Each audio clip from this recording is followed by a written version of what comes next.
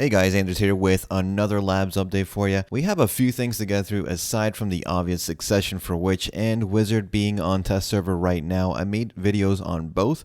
Damage is lacking overall in all aspects, I think, for Witch and Wizard, and I think they need a few more mobility options to make them a little bit better. The effects are there, they look really cool. I also like how you can choose your skills right now. That's cool, that's a good concept, but there is no doubt in my mind that both Witch and Wizard will be getting some buffs in the coming weeks before they go live for us outside of Korea. Now, Guardian Awakening also came out, and I have a video on that as well, though I found her to be really fun and different from the typical classes we have right now. Some people are saying that she's like a Berserker in movement, but in my opinion, Berserker has a lot more mobility and obviously is nowhere near the amount of SA that Guardian has. She does have some big damage, which is very nice. I think she'll be very popular if you're into that style of play. And as for how I rate her, well, my class guide is almost done, so stay tuned for the release of the 2020 class guide very soon. Now, speaking of Berserker, we received a slew of changes for Berserker Succession, which, although had some decent damage, I thought, it was lacking a lot in other aspects compared to other Successions especially. Overall, it seems he got some PvP damage increase, some bug fixes, and mechanic changes. Some changes include CC that wasn't actually being applied at all, and the number of hits on tooltips being incorrect, so things like that. Let's hope they actually end up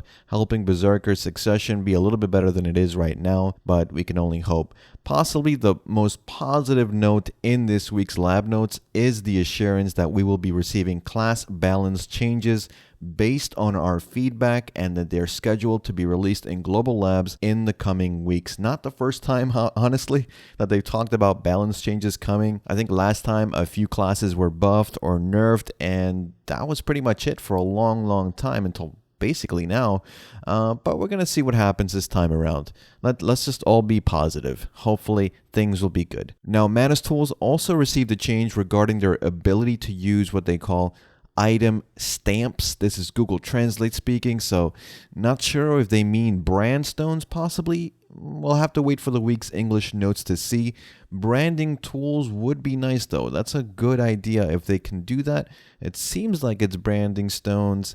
We'll have to see. Let's just hope it is. Black Spirit support content was also added. So this is a new mechanic where you accumulate Black Spirit points over time depending on what monsters you kill. You can hold up to 10,000 points at a time and replenish 3,000 points every day at reset. So points are shared across all your characters, and its main use seems to be allowing you to apply a 50% item drop rate increase. No word on the duration of that buff.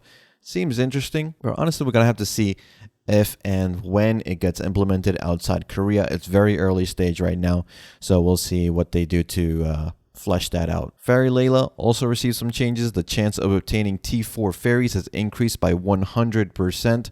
The translation says glowing fairies. I'm going to assume they mean the radiant fairy, which is the T4 fairies and not the T3 fairy. Otherwise, seems like a silly change to do.